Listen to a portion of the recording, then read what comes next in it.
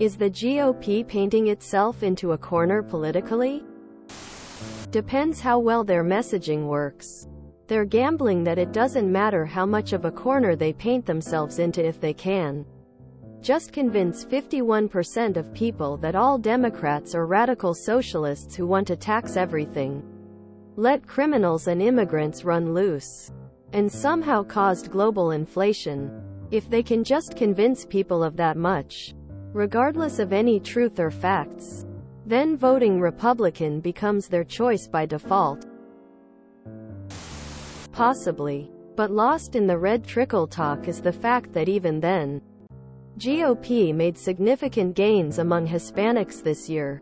Minority men is especially a group they're gaining momentum with, and this has been a trend basically since 2016.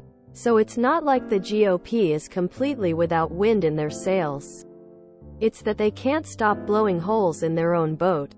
All it would take is just repair the holes, i.e. win back educated, suburban whites, and they'd be in a position for some pretty dominant majorities.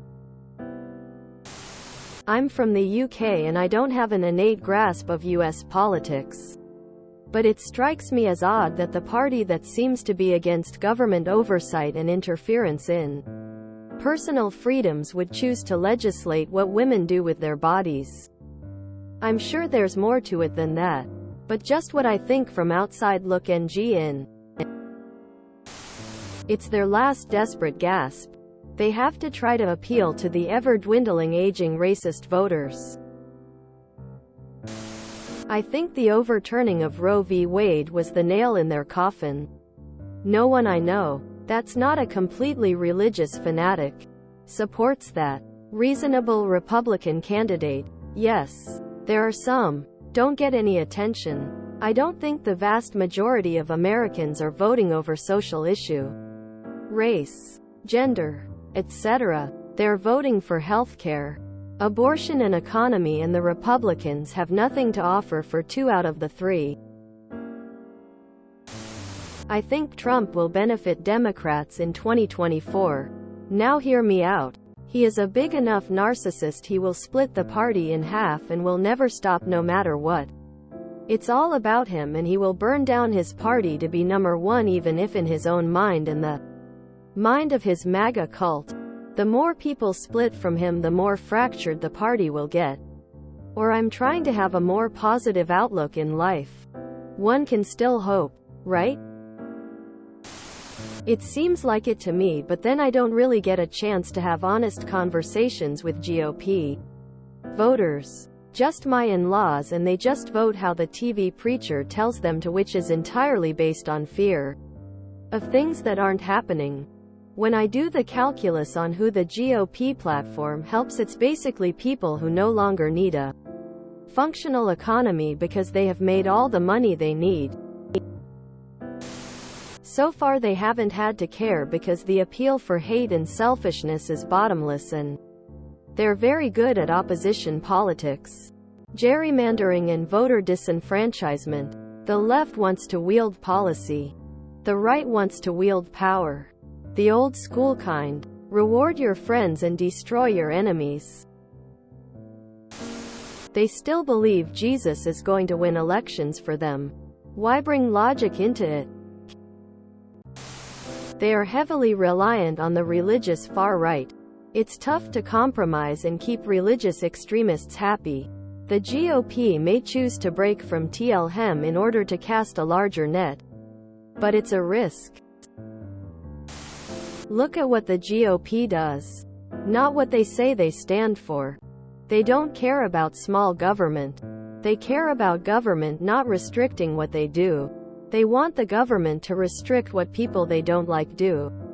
They want to impose their minority positions, banning abortion, gutting Medicare, Social Security, etc., on the whole country. They are a white Christian fascist movement. You would think so, but no, it doesn't seem to matter. America has a large population of morons. I mean, those are their values. They'll never be pro-choice. They would lose too many religious people. I would say yes, they are definitely painting themselves in a corner, but those values have won them. Elections in the past, young people have never been their demographic, and I don't anticipate that changing. Yes, immediately they are. They might be able to recover somewhat by voting Trump and any of his supporters out in the primary. DeSantis was far too close to Trump for far too long, so I don't see him as a good alternative. I argued the same when it came to criminal justice reform. Theoretically, issues of accountability and police brutality should have been a layup issue for the GOP. If the party of law and order had taken the lead back when this became a hot issue in the 2010s, they would have made deeper inroads with the young, minority, inner-city voters they've historically struggled to get support from. The same demographic that's behind their 2020 and 2022 losses. Republicans could literally end the Democratic Party's competitive edge on POC and young voters if it stopped fighting battles like same-sex marriage, denying the existence of systemic racism and the climate change emergency, etc., that the country has already decided on, and actually incorporated the specific political concerns of minority communities in their national platform.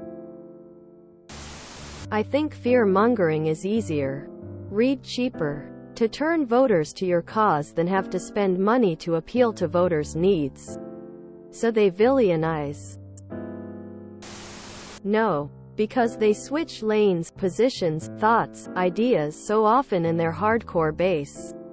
Evangelicals, white supremacists, financial conservatives, families that have always voted R, will follow them wherever they go ideologically.